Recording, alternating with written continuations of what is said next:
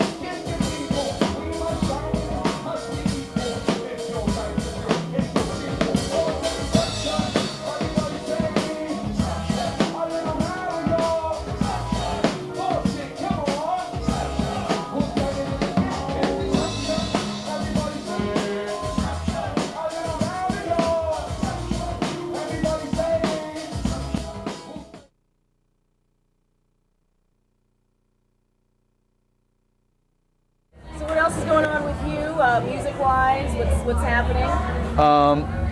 The new record came out, so I'm just on the road. And musically, I'm doing a lot of guest vocals on other people's projects, which I love to do because it kind of brings out a different side of me, you know, artistically. And then I'm slowly writing my new record that's going to come out in spring of 2008, which I'm very excited about. I'm going to be recording it probably this fall, probably in Nashville. Try to get out of LA for like 2 weeks and just try to do an original record. And I'm really excited. It's going to be fresh, hopefully. So why Nashville?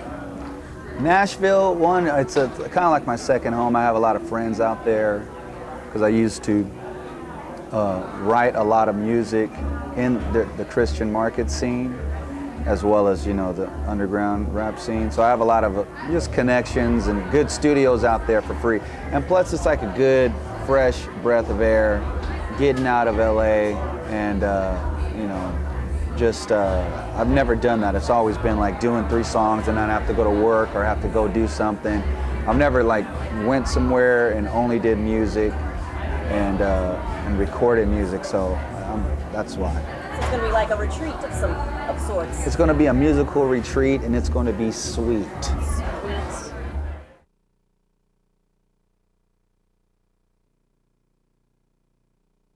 Paid Dues Festival, the 2nd annual one, put on by Merce and Guerrilla Union. Last year I wanted to be on it because it's, you know, the first one, and there's only one in the world, so I'm proud to have it in LA. And then, oops, when I got the call that that they wanted me there, of course I said yes, and I had to not do the New York show in order to do the Paid Dues Festival. So it's going to be the bomb with Felt. All the big names in indie rap, as well as just hip hop in general, are going to be there, and it's really gaining a lot of attention, which is really dope. Like I think the tide is turning, where a lot of the industry is looking toward the independent artists, because they know that this is working and the mainstream formula isn't necessarily working, isn't making money.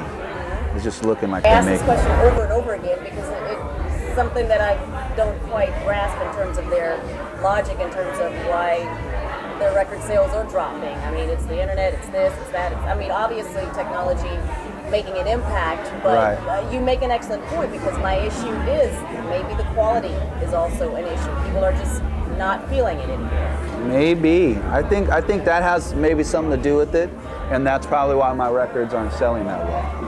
Because Just playing. you got me. I turned you it. Got me. I flipped you it. got me. So the quality, and the cookie cutter, Right. like, I mean, there's a lot of pressure. I feel, not sorry for the artists so much, but the labels really, they really have a formula, and especially if you do rap. Like, if you do not look the part and you're trying to do hip hop, you will not get a record deal unless you are connected to Jay-Z or some other big rapper. Like, there's not one really. They're all connected. Even when it comes to Lupe Fiasco, he's connected to Jay-Z. Yeah. There's Right. there's no fresh voice. Precisely. Which is a little bit, side note, it's a little bit detrimental to African American men, because only one African American man is portrayed in the media. I'm going to keep going on that one and not talk so much. No, please keep going. Preach. But I think that Definitely. I was going to ask you about that. Being, an African American male yourself, That's I right. seriously wanted to know what your take on that was. Yes. I think because the industry is making a lot of money, and a lot of, they're forcing people to or they're only choosing people that fit what they think a black man should look like or act like. I think that it's kind of hurting the music a little bit, and I love a lot of mainstream hip hop that's out there right now. So I'm not in any way like slamming anybody like that.